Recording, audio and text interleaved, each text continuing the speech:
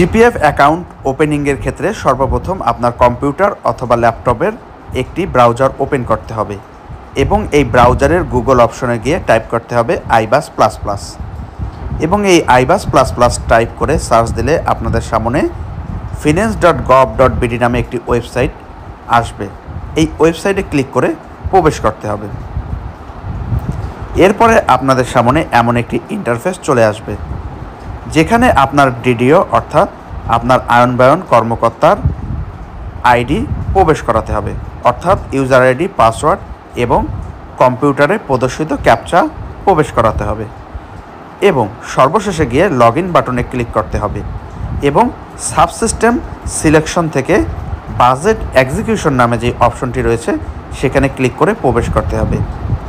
এরপরে আপনাদের সামনে এমন একটি ইন্টারফেস চলে আসবে যেখানে দুটি কোশ্চেন দেওয়া থাকবে।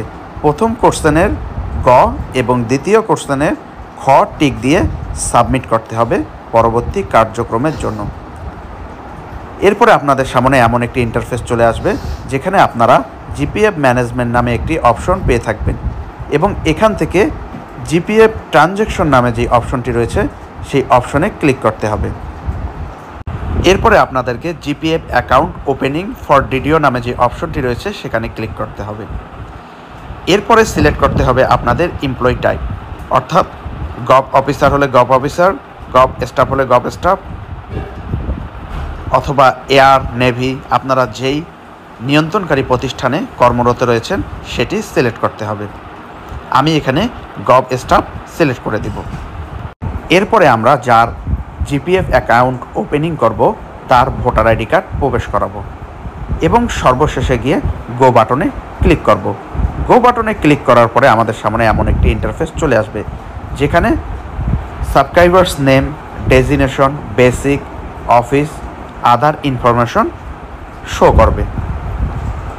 এরপর আমাদের সাবস্ক্রিপশন ইনফরমেশন এন্ট্রি করতে হবে। সর্বপ্রথম আমাদের সাবস্ক্রিপশন অ্যামাউন্ট দিতে হবে, অর্থাৎ জিপিএফে আমরা যে পরিমাণ টাকা রাখতে চাচ্ছি তার অ্যামাউন্ট দিতে হবে। এক্ষেত্রে মনে রাখতে হবে জিপিএফ সাবস্ক্রিপশন অ্যামাউন্ট হবে মূল বেসিকের সর্বনিম্ন 5% এবং সর্বোচ্চ 25% পর্যন্ত জিপিএফে রাখা যায়। এরপরে আমাদের নমিনি ইনফরমেশন এন্ট্রি করতে হবে। এক্ষেত্রে অ্যাডাল্ট হলে অ্যাডাল্ট এবং অ্যাডাল্ট না হলে মাইনরে সিলেক্ট করতে হবে। এরপরে যেই নমিনি আমরা সিলেক্ট করব তার এনআইডি নম্বর প্রবেশ করাবো। এনআইডি নম্বর প্রবেশ করার পরে আমাদেরকে নমিনিকৃত ব্যক্তির ডেট অফ বার্থ সিলেক্ট করতে হবে। ডেট অফ বার্থ বসানোর ক্ষেত্রে সর্বপ্রথম আমরা মাস বসাবো, এরপর আমরা সাল বসাবো এবং সর্বশেষে গিয়ে ডেট, অর্থাৎ যে তারিখে জন্মগ্রহণ করেছেন নমিনিকৃত ব্যক্তি সেই তারিখটি বসাবো এবং এই তারিখ বসানোর সাথে সাথে নমিনির নেম আমাদের ডিসপ্লেতে শো করবে। এরপরে আমরা নমিনির সাথে উক্ত কর্মচারীর সম্পর্ক সিলেক্ট করে দেব। এরপরে নমিনিকৃত ব্যক্তির অ্যাড্রেস, অর্থাৎ যেই অ্যাড্রেসে সে বিদ্যমান রয়েছে বর্তমানে সেই অ্যাড্রেসটি সম্পূর্ণ আমাদেরকে প্রবেশ করাতে হবে। এরপরে শেয়ার নামে একটি অপশন রয়েছে। এই শেয়ার অপশনে সে জিপিএফের টাকার কত অংশ শেয়ার করতে যাচ্ছে সেটি সিলেক্ট করে অ্যাড বাটনে ক্লিক করে দিতে হবে। এরপরে আমরা নিচে একটি অপশন পেয়ে থাকবো সেভ। এই সেভ বাটনে আমাদেরকে ক্লিক করতে হবে।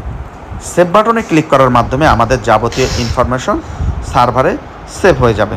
সেভ বাটনের সাথে একটি প্রিন্ট বাটন রয়েছে। এখানে ক্লিক করলে জিপিএফ অ্যাকাউন্ট ইনফরমেশন ফর্ম নামে একটি ফর্ম চলে আসবে যেখানে সাবস্ক্রাইবারের যাবতীয় ইনফরমেশন প্রদর্শিত হবে। এই ফর্মের নিচের দিকে যেই ব্যক্তির জিপিএফ অ্যাকাউন্ট ওপেনিং করা হয়েছে সেই ব্যক্তির সিগনেচার নিতে হবে এবং ডান দিকে সেই ব্যক্তির আয়নবায়ন কর্মকর্তা অর্থাৎ ডিডিওর সিগনেচার নিতে হবে সিল সহ। এরপরে এই ফর্মটি আমাদেরকে স্ক্যান করতে হবে এবং স্ক্যান করে সিলেক্ট ফাইল নামে যেই অপশনটি রয়েছে সেই অপশনে উক্ত স্ক্যানকৃত ফাইলটি সিলেক্ট করে সাবমিট করতে হবে। অর্থাৎ এই সিলেক্ট ফাইলে ক্লিক করে আমাদের স্ক্যানকৃত ফাইলটি সিলেক্ট করতে হবে এবং সর্বশেষে সাবমিট বাটনে ক্লিক করতে হবে। আর এরই মাধ্যমে আমাদের জিপিএফ ওপেনিংয়ের প্রাইমারি কাজ শেষ হবে। পরবর্তী কার্যক্রম হিসাবে হিসাবরক্ষণ অফিসে গিয়ে আমাদের যোগাযোগ করতে হবে।